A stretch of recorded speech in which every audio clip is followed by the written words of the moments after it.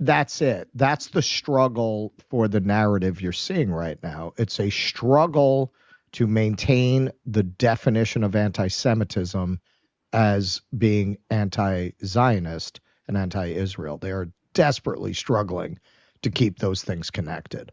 I was very surprised that Harvard did not remove her, because certainly they have not been champions of free speech over the last several decades, which is what a lot of the Zionists are pointing out, and this is the part that they don't get.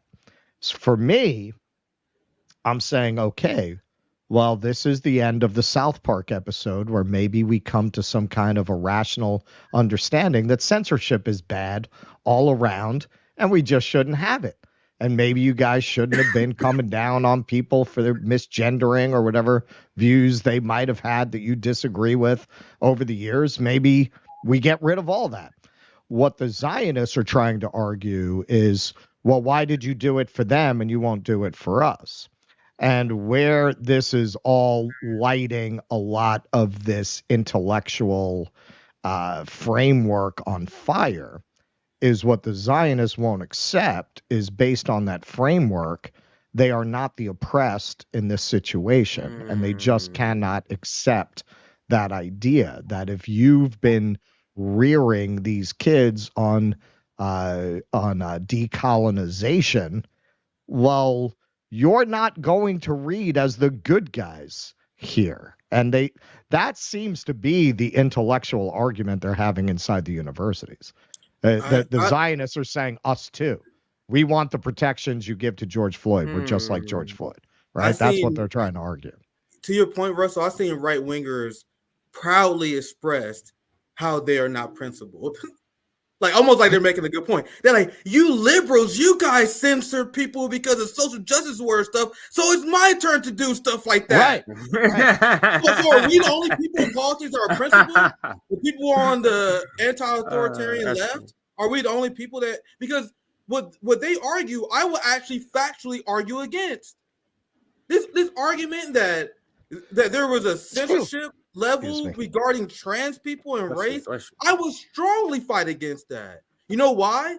Because you had young right wingers, you have Ben Shapiro, you have all these right wingers, young right wingers, all these entire political faction that make ton of money, had ton of power, and their entire thing is being anti-trans. We have an entire mainstream political party that is allowed to exist, that make a ton of money, that has a lot of power and influence, and they are openly anti-trans. What giant political institution in this country that is allowed to exist, which is accepted as a mainstream institution, which is pro-Palestinian? So when I see right-wingers make that correlation, I'm like, that's absolutely not true at all. Where are these stories about these people losing scholarships because they come out against reparations, because they come out pro-ICE? You know what I mean? Because when people come out against Zionism, that's a political position. So when a right winger come out on campus for funding the border, are they losing their scholarships? I have never seen those stories. And that's what the right wing wants you to believe. And they're like, now it's our turn to be the liberal authoritarians. It's disgusting that they was like just proudly like brag about not being principled. And now to that, well, they turned on a dime as soon as the story became Israel. They were all fighting First Amendment, and they were very proudly showing people on the left that, see, we may not agree on certain things, but we agree on our right to speech. You know, I've said it a few times. We did a segment about it. Douglas Murray, for me, was a prime example of that, because he went up on stage with Taibbi in those monk debates. And you know Taibbi, he's a lover, not a fighter. That guy's a writer. He doesn't really like to go mix it up and yell at people on stage. So Douglas Murray basically took that role in that debate, and he was great. And it was a free speech debate. And then as soon as the subject became Israel, deport all of them. Get them all. He turned on a dime. And a lot of these people did. I don't know how these people don't have any shame. Feel free to interrupt if you want to, CJ, anytime. Look at this. I got a few headlines, and I'll pull this one to cover. Is this a change, the headline? Because I remember you posted another one that said something slightly no, we have different. I have a few. Yeah, I have okay. There you go. Listen Exactly. Republicans say they believe in free speech, except when it comes to Israel. And this is the obvious. And And that's why it's unbelievable to have no shame with it. You know what I mean? Because Yep. it's so obvious to everyone, because people made their entire career off of it. And now white America just happily throwing away the free speech rights over this. And I say that because people keep talking about, and the reason why they bring up this college campus thing is because the youth, the young people largely are against Israel. But what a lot of people are not talking about in the polls, which I think is an important data point, is the same difference you see in the youth gap, in the age gap on Israel, is similar to the black and white gap on this. So you guys, that's 100% related. That's 100% related because black and brown people are more likely to see through colonialization and violence. Why white America had 70%. 70% of them like, nigga, that genocide is going great. 7 out of 10. You good? And remember, this is how I view statistics. 7 out of 10. You good? You good? You good? Rest of you motherfuckers support genocide. That's what the polls show. You know what I mean? Well, I'll just read first. Go ahead, Russell. Well, I wrote an article about this, about how they kind of created their own monster. I've been very critical of broadly termed social justice movements, and I've argued, it's kind of like religion. If you go back and you read the New Testament, it's pretty cool, but not what they did with it. Yeah, if you go back and you read Kimberly Crenshaw, there's a lot there, but that's not why they elevated it. They elevated it as a weapon to divide the left. They took certain concepts to keep people fighting each other.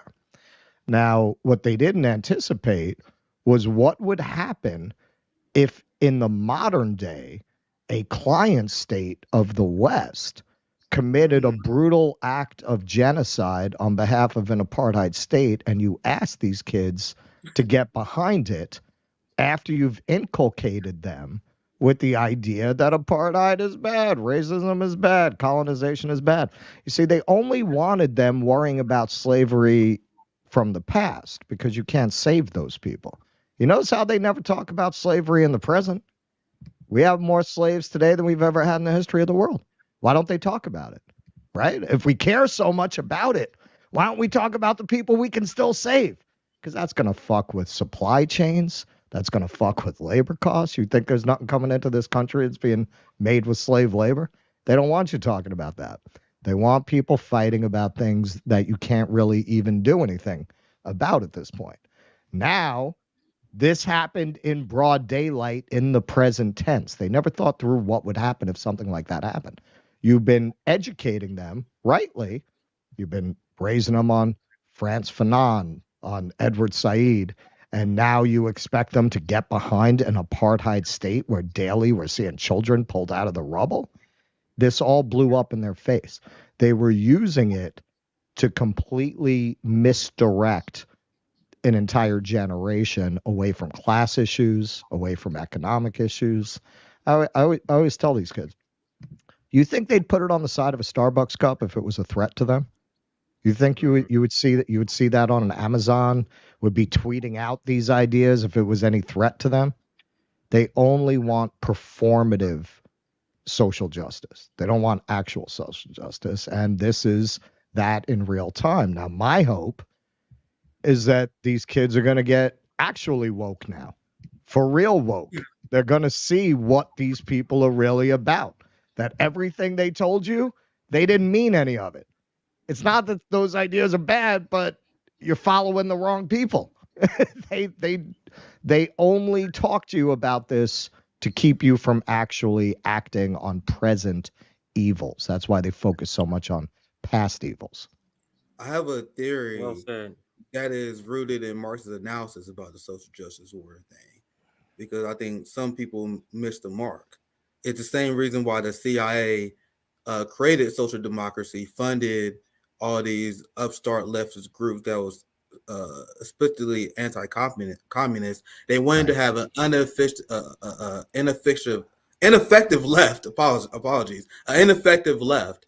So when you have someone like AOC, who is an elected open socialist, we know she's not really a socialist, but let's say she's an open elected socialist. But what does she talk about? She talks sunscreen. About sunscreen. Bring up the most the most cringeworthy Democratic Party culture wars, and they tie that to the left. And what drives me crazy, like when you look at me, when you look at Norman Finkelstein, who has a legitimate criticism of social justice warriors, we are old school leftists. Like this is what most leftists feel like.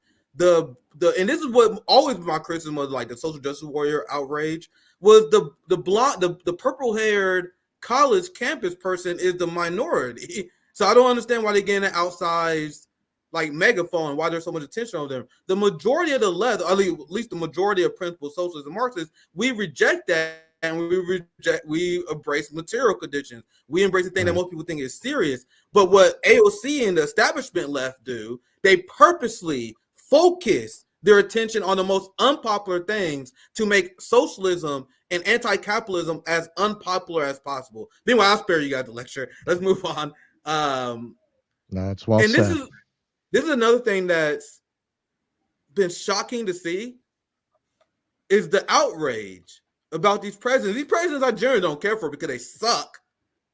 And I say they suck because CJ Russell, these people could not have they could not kowtow to the Israel lobby more than they already was doing. You know what I mean? They was already giving concessions to the Zionists. They already was painting pro-Palestinian protests as terrorist support and sympathies. And this is the criticism that Palestinian supporters have. A lot of my friends have. Like we got these campuses like we condemn this Palestinian protest. What the fuck? How is that your job as an administrator to say you agree or disagree with our protests and label us anti-Semitic?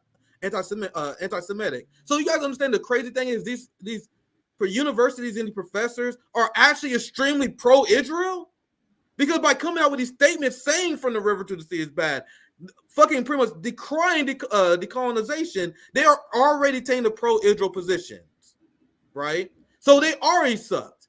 But Israel and the fascists, you cannot concede. They don't concede an inch. So what they said, they're like, yeah, we condemn it with all the public statements, with all our influence, with everything we could possibly do. We're going to condemn these protests. But we are a place of debate. Technically, there's a thing called the First Amendment. And guys, I watched some of the hearing. They were so meek on the First Amendment argument, fam. And that was a technical error. I think the Harvard president, when guns blazing, should have been more effective. But they was meekly defending. Like, technically, they're a thing on the First Amendment, and historically, we kind of upheld it, and we don't want to like outwardly project fascism. So them saying that led to people saying that they botched the testimony. And I'm like, dude, I don't feel bad for these people at all. But it was clear that this was a setup.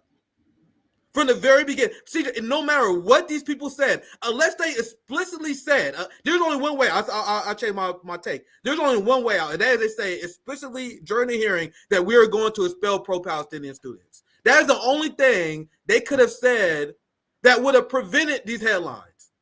Everything else, they already planned to crucify these people. They was willing to sacrifice and destroy these people's careers to advance the Zionist agenda of painting the idea that anti-Semitism is a problem. The president supported. So let's fuck these people's career up in order to do that. And we're going to have the PSYOP successful, which is going on right now. Because those people, once again, I dare watch the clip again. They was extremely pro-Israel. And they still hate them. Despite what they said. Let's move on. So now, the reason why they started this is because... to me, it was obvious. These are gems. What the end game was, and I've been covering this on. This is probably like the fifth segment in this series I've been doing over this anti-Semitism PSYOP, CJ, right?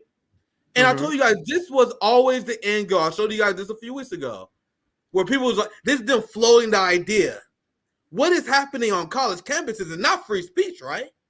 Right? This is agreeing politically with some Jewish people. That's not free speech." And then you guys see how they just putting out there in the beginning. And I was like, wait, what's going on here? As a PSYOP, as someone who watches this stuff happen, like what's going on here? To me, it was obvious that this was the end goal. What is happening on college campuses is not free speech. Would now lead to this story here, where They're just now saying it. So after flowing these ideas, after bringing a few young, pretty, affluent Mossad agents on Morning Joe and on Fox News to talk about how they seen so much anti-Semitism because a chant hurt their feelings, you got to cultivate the psyop first, man. You can't just throw it out there, right? You got to cook it. You know what I mean? So they've been cooking for the last few weeks. And now they're like, all right, let's finish this motherfucker. This is it. To fight anti-Semitism on campuses, we must restrict speech. Russell, CJ, any initial reaction? It almost seems like the editor should have been like, this is the news. Maybe we should change just the headline. Keep the body the same, but change that the headline, because I don't understand. I'm trying to just substitute it with anything else. To fight racism on campus, we must restrict speech. That doesn't work either. To fight, you get what I'm saying? Like nothing else works. So why does this work? It does not. What's so shocking to me is to see a headline that says we must restrict free speech from a newspaper. Washington Post. That alone, just the idea. I mean, if you're a person like myself who believes in the concept of the press, a person who's, like what the Constitution described, we never really had that, but what the Constitution described, this press that's out there for the people, trying to gain corruption of the government so they can expose them to the people. Just not seeing it here, and this is shocking, Nick. When you told me you thought this was a parody, I didn't tell you. I thought this was a parody. I saw this headline before, and I just went about my day, because I see little different parody headlines all the time, and I literally thought this was a parody till you told me I thought this was a parody too. And I was like, wow, it's amazing to me that they've got this part. But go ahead. I'll go ahead, Russell, if you want to chime in. I'll just read the first few paragraphs because I literally was like, bro, I got to read this shit. I kept this up as long as I had this article because I'm like, bro, there's no way they are literally making this argument. Yeah, with their chest out. But go ahead, Russell. Anything you want to add real quick before it's one more front in what in many ways is the battle of our times. I don't know if you saw last week, Schellenberger sent up really an all hands on deck flare about the hate speech bill they're trying to pass in Ireland, where even being in possession of content deemed hateful will be an offense you could get arrested for. Even if you have a meme on your phone, if you have a drawing on your table, they can arrest you for it. And he's saying, as with the laws in Canada that they're contemplating, that the real purpose here is to force it to become so expensive for platforms like YouTube, platforms like Facebook, to meet the hate speech standards in those countries, to have a different standard in each country, that it's going to force them to just ban speech across the board that might run afoul of those laws. And Schellenberger, one of the most interesting things he said was, this is military intelligence, that this is really in keeping with what you were saying earlier. This is agents. I mean, a lot of what we see that people take as an organic part of the democratic debate is really what Chris Hedges has always warned about as a longtime war correspondent. He's always said they bring these tactics and techniques back home after they try them out overseas in these war zones. And this is what you're seeing, going to what you're talking about in terms of the culture wars.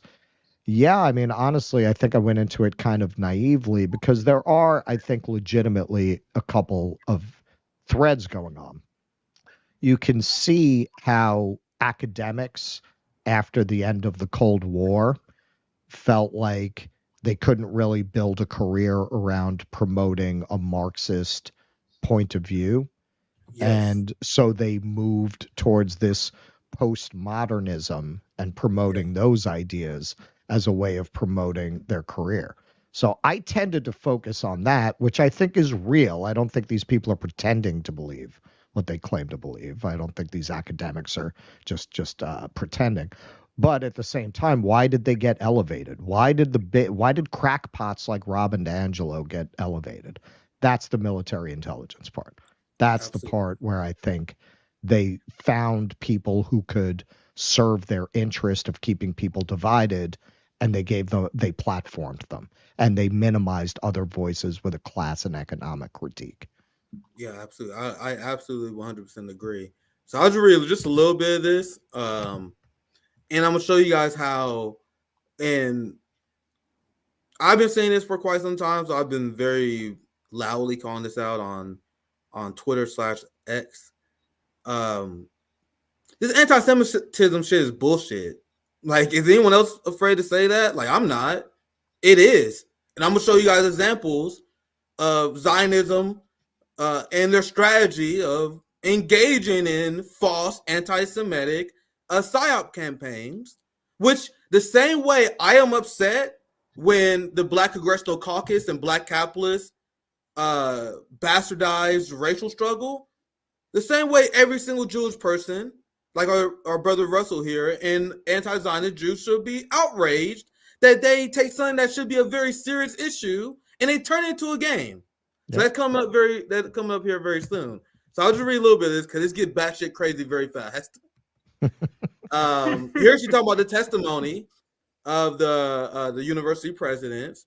They said it provoked outrage after they suggested that calls on their campuses for Jewish genocide might not have violated their school's free speech policies. The horror. A free speech policy. Oh my God. I'm fucking so offended. But one of them lives Magul. And guys, I just learned this like an hour before I went on stream. So I don't got the receipt. I may find the segment. It's in my YouTube picture. I may pull it up. Apparently, CJ, Russell, you guys know the reason why Liz got fired was because she was already in hot water with Zionists in Israel because she had Roger Waters on the campus and he gave a speech, and someone on MSNBC, I got to dig in my YouTube picture, I literally found it as I was prepping the show, was talking about how she was already in hot waters. She hosted a notorious anti-Semite, Roger Waters. Oh my God. I was like, what? And then to say that on MSNBC as fact. So Liz Magul, I don't know that much about her, it's very funny that you bring that up. Go ahead, Russell. Oh, the shirt. He said it's funny you bring it up. Yeah, babe. So that's crazy. I literally might have to dig my YouTube picture and find it, but I don't want to take too much time on the segment. I may cover it later just for a second time. But I saw that maybe within the last hour. I was like, bro, are you serious? That's what they labeling as offensive anti-Semitic behavior. The position of Roger Waters, which is shared by the majority of the left, of free Palestine. Having grown up on Roger Waters, like I worshipped Roger Waters when I was a teenager. I was a big Pink Floyd fan. And I only know him about politics. The same with Susan Sarandon. Like, I love Susan Sarandon. We friends because of politics. But same with Roger Waters and Susan Sarandon. I don't really know them because of their celebrity. I know them more because of their political activism. That's why it's interesting. But go ahead, Russell. Well, I always appreciated a good lyric, and there was never a better lyricist in the medium than Roger Waters. That makes sense. And just the depth of his imagination and his artistic vision on albums like The Wall and Wish You Were Here. I absolutely worshipped him. And so I'm very familiar with his act. And the idea, he lost his grandfather and his father in World War I and World War II. His father was killed fighting the Nazis. And a central... that's so crazy, man. I didn't know that. So, and they be labeling him as an anti. That's so fucking vile. Oh yeah. Jesus, I'm sorry, Russell. But that's so vile. That's a lot of what his most famous album, The Wall, is about. A lot of it is about growing up in post-war England as an orphan after his father was killed, and he he does this live. It's in the movie where there's this entire scene where this rock star kind of has a nervous breakdown and sees himself on stage as a fascist leader. And Waters uses it and has always used it to comment on fascism, on how fascism happens, and it's a critique, a very obvious critique of fascism. He came up with a version of, they have crossed hammers, his iconography. He came out of architecture school, so that's why his stage sets are so elaborate, because he's designed all that. And it has lyrics like, "If you want to see our colored cousins home again, all you have to do is follow the worms." Does that sound like a pro-fascist statement? Follow the worms. They took that act. They took that very clear commentary against fascism, and they know most people, especially now, Pink Floyd's not like current, they're not going to know any better. So they just show the pictures of him in the leather trench coat. Oh, yeah, he has this fascist act in his show where he's promoting fascism. And, people are stupid. So they'd go, oh, yeah, God, I saw the pictures of him in that leather coat, completely out of context. He's been doing this since 1980. All of a sudden now he's a fascist supporter when the entire thing is saying the opposite. I mean, it's just amazing how quickly they were able to smear him that way. Yeah, sorry, here it is. I was muted for a second. I had to pull this up because I actually did find it. It's not long. I literally found the exact moment where they said it. I really want to show you guys because this is pretty unbelievable. Incredible. Listen to this. This is the metric in which they are using to gauge anti-Semitism. This is more I saw this. This is crazy. I'm not gonna watch that much of it because just for sake of time. Crazy. I didn't see this. We may cover this more in detail later, CJ, but I'm gonna just play this part. Yeah. University of Pennsylvania had hosted the let me go back a little bit. And already facing lots of reasons. One, I think it's important to note that Liz McGill was already under a cloud and already facing lots of calls to resign prior to her congressional testimony. Right. If you remember, back before the Hamas attack of October 7th, University of Pennsylvania had hosted the Palestine Rights Literary Conference. I don't think the issue was with having that conference per se. I think the issue some of the major donors and some on campus had was with the fact that they were having very well-known anti-Semites like Roger Waters. Bruh. So they said, it's okay to have a pro-Palestinian action, but you better not have any speakers that want to free Palestine. Well, and this is the thing. Also, Roger Waters, because of that background, he's always been speaking out against war. I've seen pretty much every solo concert he ever did. I think I've seen every solo concert he ever did. Since the 80s, man, he was speaking out against the Cold War. He was speaking out against Russophobia in the 80s. He used to go on stage and go off on Sylvester Stallone because he was making all of those rah-rah America Cold War propaganda movies. He's always been anti-war. It's not like all of a sudden he started saying shit when Palestine came up. He's always been this very staunch anti-war advocate for obvious reasons. For obvious reasons, both his grandfather and his father were killed in war. Like, of course, he's an anti-war advocate. He should be celebrated for that. And he always has been until it became inconvenient for them. What's even disgusting about it is that you see how the propaganda works. They say this because how many like boomers that are watching this like know the story behind this, the Roger Waters following this. So they just hear them say that, like, oh, damn, I didn't know Roger Waters was anti-Semite. Right. Damn, that's a shame. They don't even question it. Yeah, it's so sick. So let's play it again. And conference per se, I think the issue some of the major donors and some on campus had was with the fact that they were having very well-known anti-Semites like Roger Waters speak at that conference. I think that was an issue for... You gotta notice that's the only example she gave. She didn't say Steve Bannon, Stephen Miller. You know the same people that liberals are locking arms with right now? Donald Trump. No, they didn't bring up any far right people that they brought on campus. They're like, no, we brought on the lefty anti-war musician.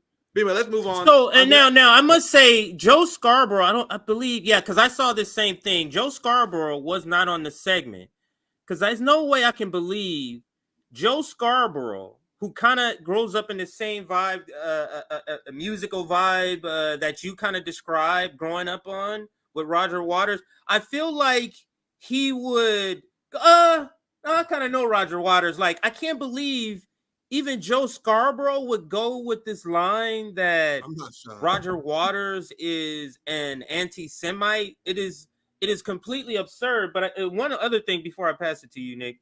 It's all good. This is startling to me. For you guys, every morning I'm still shaking my head like, yeah, it is. We are literally seeing an outside entity control our government like this, like a flick of the wrist. And we're seeing people line up to do shit, line up to freaking attack these people that had these universities, line up to call these clear protests that's saying stop killing people, to call them anti-Semites, trying to conflate two different issues. Like, this is amazing to me. And you're seeing it internationally, you're seeing it on a local level. Like, I'm still sort of shocked because I knew AIPAC was strong. I had no idea it was to this level. And I don't understand, is it just money? It has to be something else because other lobbies are giving you money. So what is it about this lobby that has such a stranglehold over so many people in positions of power? It's amazing. The thing is, I knew about it in theory. It's just shocking to see it, in action, because it's game time for Israel.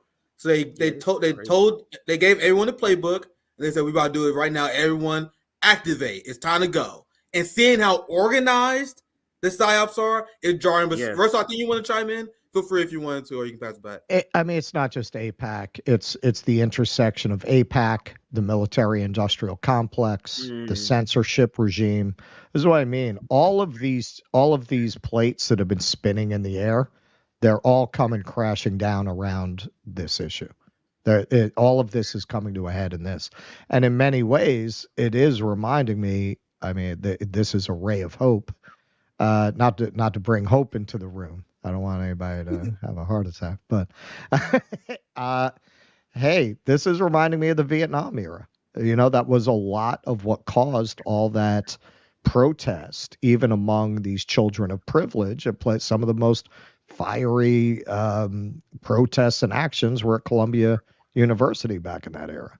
And I just covered a protest at Columbia for Palestine recently. A lot of what stimulated that was the cognitive dissonance between what they had been raised to believe America was and what it was.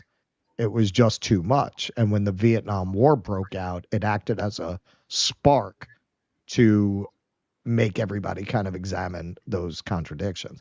It seems like that's happening now. Remember, after World War II, there was this because the conscience was so shocked at the images that came out of the concentration camps, that there was a while there that discussion of how wrong racism and discrimination was mainstream. You actually had, I don't know if you know who this actor is, Roddy McDowall. When he was a young boy, he was in a movie called The Boy with the Green Hair that was all this. It was a mainstream Hollywood movie, and it was all this allegory about how he gets discriminated against because he has green hair. Now, you watch that today and you're like, wow, they made a movie like that in the 40s?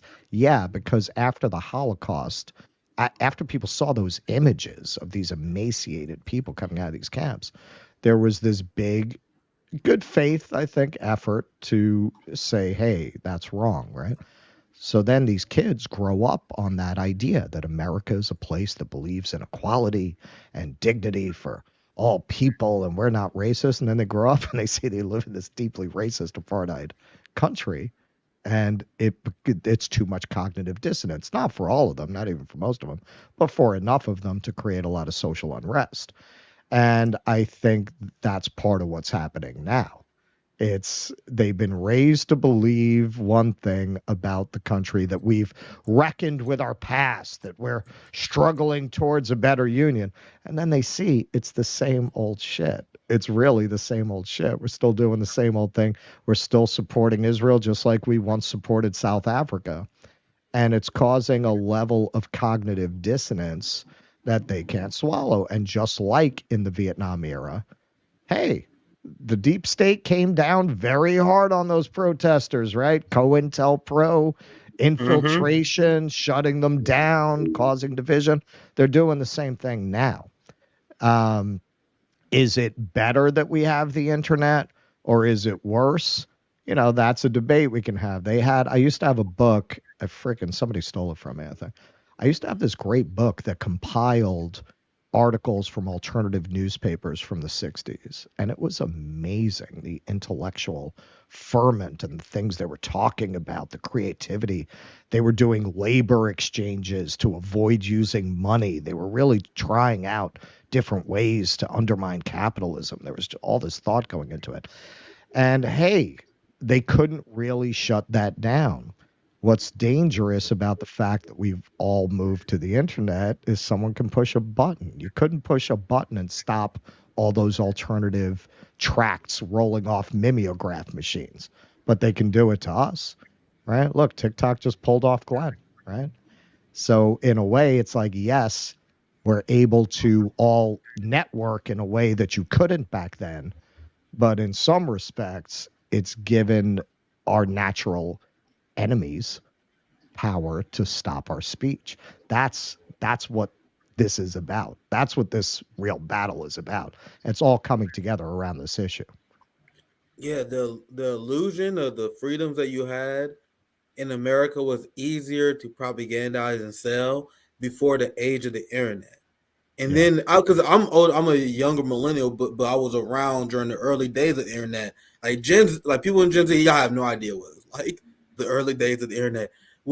That's where I learned about the Iraq war. Like you can get all this crazy information for the first time ever. And it was a wild, wild west. Like there wasn't all this YouTube throttling, there was no Google throttling. Like it's just wild as fuck. Wild as fuck west. So the establishment was delusional at first because they like, all right, let's see if we can maintain the illusion of your values. At the beginning, they realized they could not. And then that's why you start seeing the merger between big tech and government when they made an adjustment. I would say, I guess people can debate this. I'll say maybe around 2008, 2010, after maybe like 10 years of Trump saying, let's let them do their own thing. After 10 years, they're like around 2008, 2010, they're like, all right, let's fuck it. Let's just do this merger. Let's fuck the illusion. Let's fuck the illusion. Let's just suppress free speech. And you still want to believe we have free speech. You want to be a dumbass? Good for you. But we can't have the illusion anymore. And that's where we at right now. Let's move on this point because I don't want to go too much long on the story. I just want to read a little bit of this article and I'll pass it to you, CJ. What I left off at Liz Mago, and I gave you guys more context that I learned about literally shortly before the stream. So the reason why she was forced to step down because she already pissed off the Zionist lobby and their donors enough with having Roger Waters and being tolerant of pro-Palestinian activism, right? But listen to this. Let's continue. But their statement shouldn't come as a surprise. Congress should have assembled 24 university presidents and likely would have received the same answer from each of them. So there she admits that college campuses generally have. Oh, sorry, I don't have the article back. I did not realize that. She in this statement right here, she's admitting that we outraged about these presidents, but the results have been the same because college campuses usually allow free speech, which is bad. That's a bad thing. This is because the value of free speech has been elevated to a near sacred level. I don't know, Russ. I don't know, CJ. I think free speech is sacred. That's just me. That's the whole point of having a right is that it's sacred. If your rights are not sacred, they're not rights. But you guys see the disdain they have, and I know you want to try to I'll pass it to you. But she said this is because the value of free speech has been elevated to a near sacred level on university campuses. As a result, universities have to tolerate hate speech. even hate speech calling for violence against ethnic or religious minorities. So when you guys were calling for the genocide of Palestinian people and saying no red lines for Israel, when you guys were saying that Ukrainians should kill as many Russians as possible, that's okay? And I'm sure this person believed that. But Russell, I think you want to chime in. Feel free if you want to. If not, you can pass it back. Yeah, well, of course, these things are all dependent on who's on the ins and who's on the outs with the military-industrial complex. It's a lot of this is a fight between different sectors of the elite classes. You know, we tend to think of them as one uniform thing, and in many respects they are. But in some respects, they aren't. This is the political class fighting with the academic class who have their own power base. Like, what's really going on with these university boards? Why are they taking a stand like this? Well, they feel their power being encroached upon by other sectors of the elite class. They're protecting their turf, basically. Yeah. And you know, I'll give them benefit of the doubt that they have a certain belief in a tradition of free speech, which, again, I'm very surprised that they didn't just say, yes, that is a violation of our code of conduct. I was very surprised they took that stand. But I think on some level, it's also a pissing contest. It's also them not wanting to concede their authority within their own area. That's a good point. Facts. That's what I think, too. That's what I think, yeah. Once again, I was surprised they actually took that stance as well, Russell, because as I was following the story, they've been horrible. Like, just kowtowing to Israel and everything. Then when they got in Congress, that's when they like, all right, they advised lawyers, and they like, all right, let's. And I was like, all right, that's actually a pleasant surprise. I thought they would say it is, but they're like, all right, let's respect the free speech of Americans. I heard what they said before, and then the backlash happened, and I was shocked. I thought even like the Zionists be okay with it because they agreed that it was deplorable, but the Zionists freaked out when they said they wouldn't crack down on free speech. But let me continue here. With the dramatic rise of anti-Semitism, the source is trust me, bro, because we just said it. Right. Well, that's because what they, that's what they always do. Well, that's how they build a narrative for what. You know, this comes out. I'm actually working on an article about this. You know, a lot of people who are kind of right wing or right adjacent, they kind of coined this, just like they coined red pill, non-player characters. This is a lot of the political struggles of any age is a fight for control over the non-player characters. That's who this is for. This is for the people who, whatever you tell them, they will repeat. They are just like Orwell's Oceanians. You can tell them one thing today, you can tell them another thing tomorrow. As long as it's coming to them from people in authority, they will change on a dime. The people who control society are the people who control the narratives of the non-player characters. That's who this is for. Dude, I am like so jealous of this strategy that they're using. Imagine if the workers and the left was organized enough to launch these psyops in order to trick people into their campaign. Imagine the workers, we all organize together, we all start printing stories like, there's a dramatic rise of waste theft. there's a waste theft epidemic. Then everyone start covering the waste. We just manufacture. I'm not saying it's not true, but let's say we just manufacture a waste theft. And we demand that all workers get a 25% raise. We got to do something drastic because there's a waste theft problem. It's like, that's what the Zionists do. They manufacture a problem, then they solve it politically. It's bullshit, and I'm extremely jealous of it. Russell, if you want to chime in, feel free. Well, that's what we're trying to do with shows like this. We're trying to do counter propaganda. Absolutely. That's what kind of arts we don't really see anymore, and we've never needed it more than we do now. You know, you look at these playwrights back in the 30s; they were all communists. They were all writing these kind of working class plays about people on the street and the rough side of life and interrogating capitalism. And that was the purpose of that. It's to reprogram the way people think about the world. I will say that's one of the things most lacking I see, especially coming out of the arts in the left movement that we have today, such as it is. We don't have any art. There's no real music that is the theme or the bands that are part of that movement. There's no plays or no movies. There's no novels. There's none of that. There's none of that creative element. I think that's very important because you can move people more that way than you ever can with just straight theory. Yeah, well said. I'm only going to read just the next paragraph, and then I just got a few quick receipts shows on pass to CJ or Russell, whoever doing the next story. With the dramatic rise of anti-Semitism, so trust me, bro, we are discovering that this is a mistake. That supporting free speech is a mistake. Anti-Semitism and other forms of hate cannot be fought on university campuses without restricting poisonous speech that targets Jews and other minorities. University presidents are resisting this conclusion.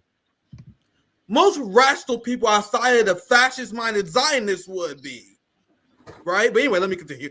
I don't want to rant again. Rather than confront the conflict between the commitment to free speech and the commitment to eliminating the hostile environment facing Jewish students on campus, many simply affirm their commitment to both or buy time by setting up task forces to study the problem. Some have attempted to split the difference by saying they are institutionally committed to free speech, but personally offended by anti-Semitism. That's what everyone at the hearing did. Yes, anyone who supports free Palestine is anti-Semitic. Yes, I'm a colonizer supporting fuck. My mistake is I'm not full fascist. And I don't believe that we just silence these people. That's their mistake. That's why it's been unbelievable to watch this. Because these presidents are probably like, dude, what the fuck did I do wrong, bro? Anyway, let me continue. What's funny is these last two sentences are what any sane, fair person would say are rational positions. I can't wait to see what the counter argument is. Yeah. Others have said the answer to hate speech is education and more speech. I love how they say that. Others say that. You mean to say that's fucking true? Some people say that you should educate people and you should talk things out.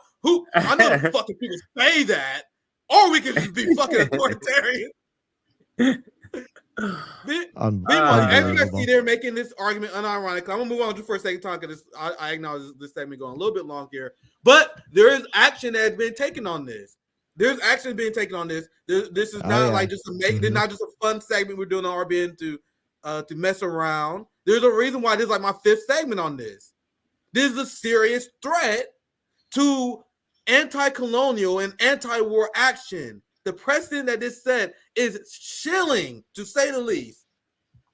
So now here's the governor of New York putting all these fucking notions, all these PSYOP campaigns into action. Call for genocides on college campus, violate New York's human rights law, Title VI of Civil Rights Act, pretty much bullshit. We're prepared to take enforcement action if college and universities are found not in compliance. What the fuck does that mean?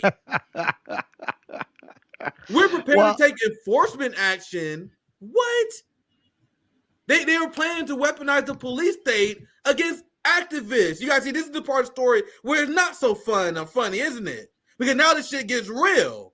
Because now it's not just theoretical. Now they're using this as a way to weaponize the police state and go after students. But sorry, Russell, I know you want to chime in. We're almost done here. You know, I went to SUNY. I went to SUNY Albany. You know, and you used to have protesters even back then. No free speech for fascists. And I used to yell at them. I used to say, Mommy, Daddy, can you send more money for the revolution? I'm running out. I fucking hated those kids. And I haven't changed. Oh, that's funny as hell. And hey, back then they were just, fringe, politically correct, as we used to call them, crackpots. And hey, they got their way, and now it's coming back to bite them in the ass.